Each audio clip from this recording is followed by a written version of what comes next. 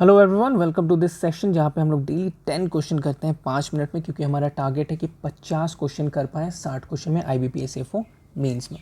देखो, जब deficiency symptoms की बात होगी तुमको ना, डिफिशिएंसी सिम्टम्स की बात होगी तो डिफिशिएंसी सिम्टम्स में तुम क्या देखोगे, एक बड़ा विचित्र चीज़ देखोगे। इसमें क्या है ना कि कुछ कुछ जो न्यूट्रिएंट्स होता है ना, कुछ न्यूट्रिएंट्स उसका डिफिशिएंसी आपको ओल्ड लीव्स में मिलता है, ठीक है। कुछ का जो न्यूट्रिएंट्स होता है उसका डिफिशिएंसी तुमको न्यू लीव्स में मिलता है।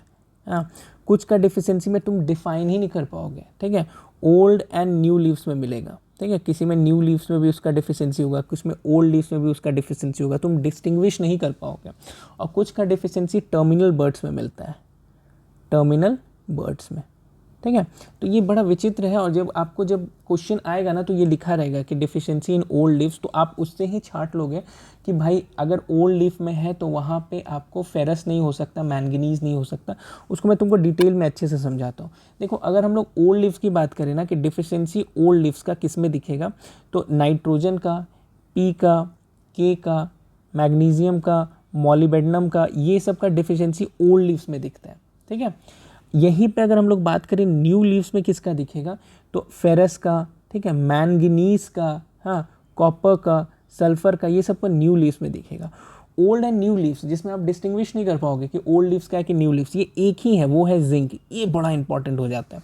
फिर आप टर्मिनल बर्ड्स में देखोगे कि टर्मिनल बर्ड्स में किसका दिखेगा, तो कैल्शियम का, बोरोन का आपको टर्मिनल बर्ड्स में दिखता है, ठीक है। तो ये पूरा चीज़ जो है ना बड़ा इंपॉर्टेंट हो जाता है, इसको आप बड़ा अच्छे से देखना। इसमें और अगर अंदर जाओगे ना, बाइफर्केशन करते हैं हम लोग, तो देखो NP और MG में, N है ना, N में, P में और मैग्नीशियम में, इसमें आप क्या देखोगे कि नो डेड स्पॉट, यहाँ पे डेड स्पॉट नहीं दिखता है, ठीक है। NP और मैग्नीशियम में नो डेड स्पॉट, कोई डेड स्पॉट सीन नहीं होता है।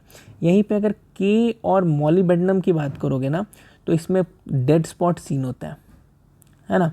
इससे भी तुमको समझ आ जाएगा कि अगर मॉलिबेडनम अगर वो पूरे लाइन में पूरे ऐसे करके जो लिखा रहता है एग्जाम में, और उसमें 4-5 ऑप्शंस रहते हैं, तो इसमें अगर डेड स्पॉट सीन बोल रहा है तो उसमें मैग्नीशियम, मॉलिबेडनम और आपको पोटेशियम होगा, ठीक है।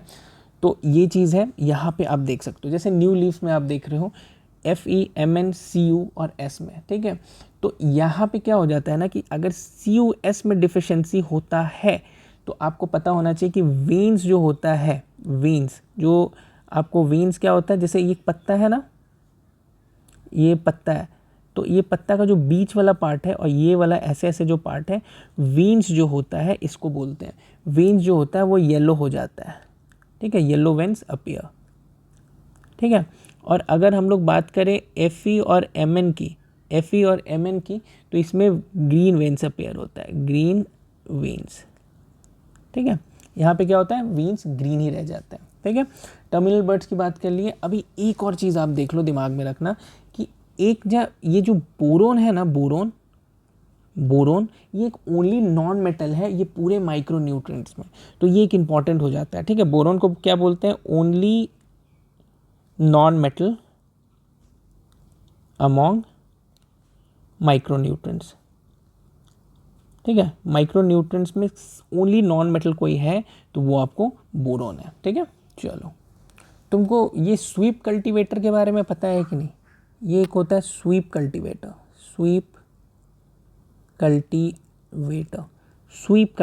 ये स्वीप कल्टीवेटर पता है तुमको किस में होता है, ये आपको होता है कल्टीवेशन यूज़ करते हैं इन ग्राउंडनट।